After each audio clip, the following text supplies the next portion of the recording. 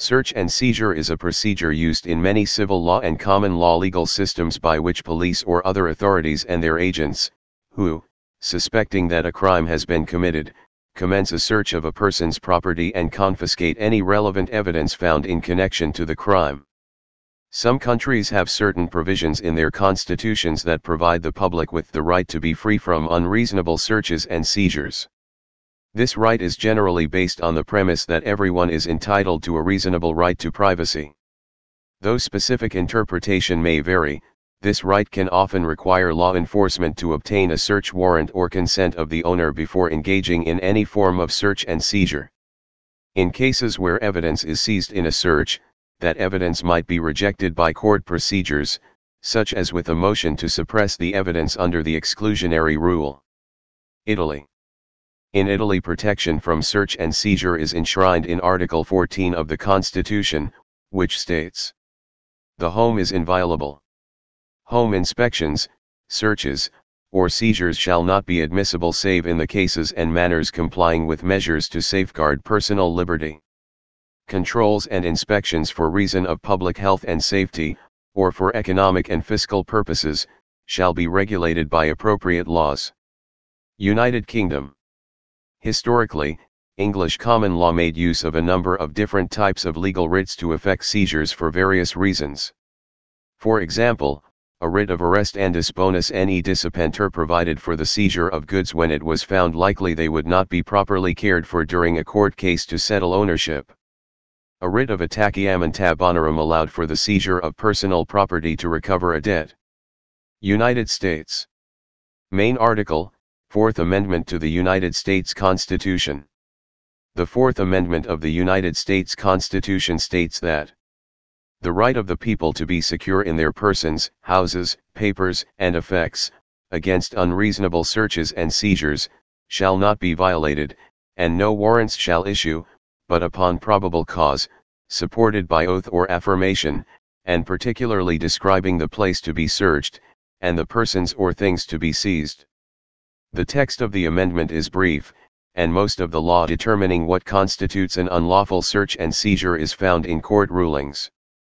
The brief definitions of the term search and seizure was concisely summarized in United States v. Jacobson, which said that the Fourth Amendment protects two types of expectations, one involving searches, the other seizures.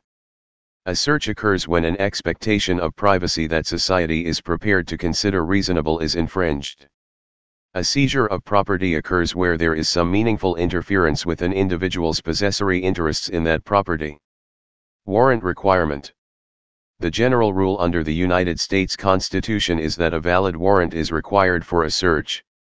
There are, however, several exceptions to this rule, based on the language of the Fourth Amendment that the people are to be secure against unreasonable searches and seizures.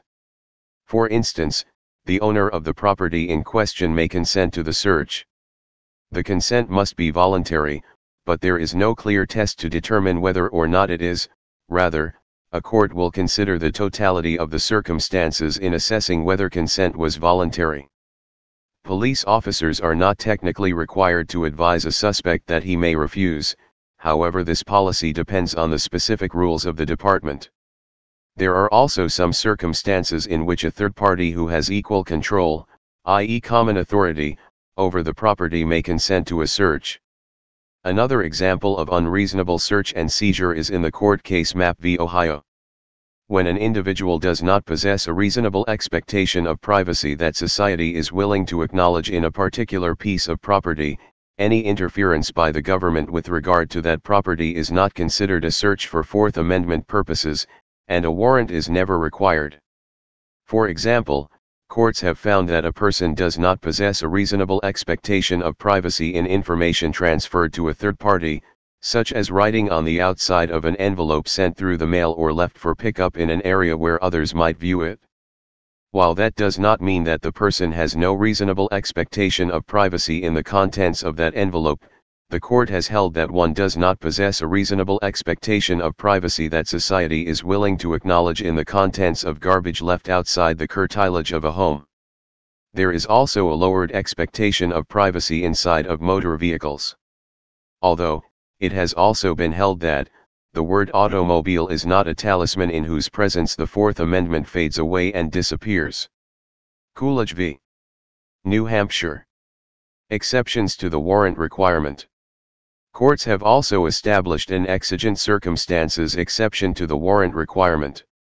Exigent circumstances simply means that the officers must act quickly. Typically, this is because police have a reasonable belief that evidence is in imminent danger of being removed or destroyed, but there is still a probable cause requirement. Exigent circumstances may also exist where there is a continuing danger, or where officers have a reasonable belief that people in need of assistance are present. This includes when the police are in hot pursuit of a fleeing felon. In this circumstance, so long as there is probable cause, police may follow the suspect into a residence and seize any evidence in plain view. Certain limited searches are also allowed during an investigatory stop or incident to an arrest. These searches may be referenced as refined searches. While the interpretations of the U.S. Supreme Court are binding on all federal courts interpreting the U.S. Constitution, there is some variance in the specifics from state to state, for two reasons.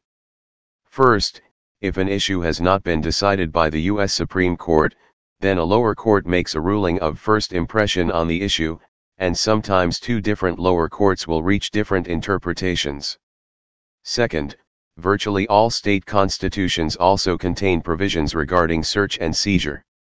Those provisions cannot reduce the protections offered by the U.S. Constitution, but they can provide additional protections such that a search deemed reasonable under the U.S. Constitution might nonetheless be unreasonable under the law of a particular state. Violation of the warrant requirement. There are several areas of analysis that courts use to determine whether a search has encroached upon constitutional protections. Only those searches that meet with certainty each of the minimal measured requirements of the following four doctrines are likely to stand unchallenged in court. Those qualifying doctrines are reasonableness, probable cause, judicial authority, and particularity. While police judgment just before or during the course of a search or arrest usually provides the factors that determine reasonableness, matters of probable cause, judicial authority, and particularity requirements are commonly met through police procedures that are overseen by a court judge or magistrate prior to any search or arrest being conducted. Probable cause requires an acceptable degree of justified suspicion. Particularity requirements are spelled out in the Constitution text itself.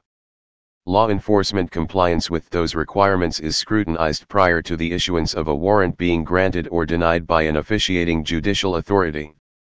Exclusionary rule.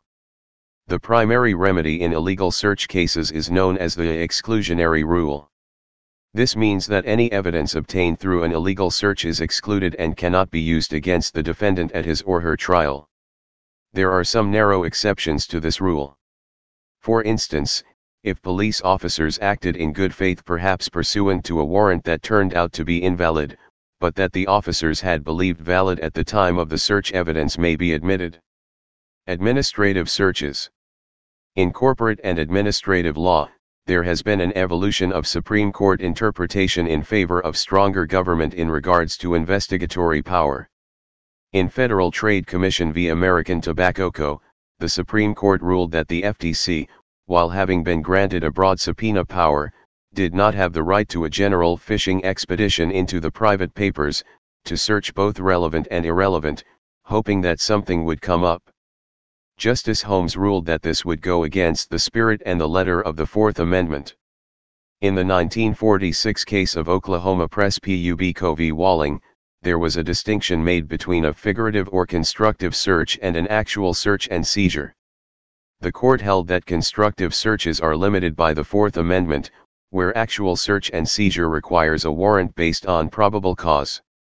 In the case of a constructive search where the records and papers sought are of corporate character, the court held that the Fourth Amendment does not apply, since corporations are not entitled to all the constitutional protections created in order to protect the rights of private individuals.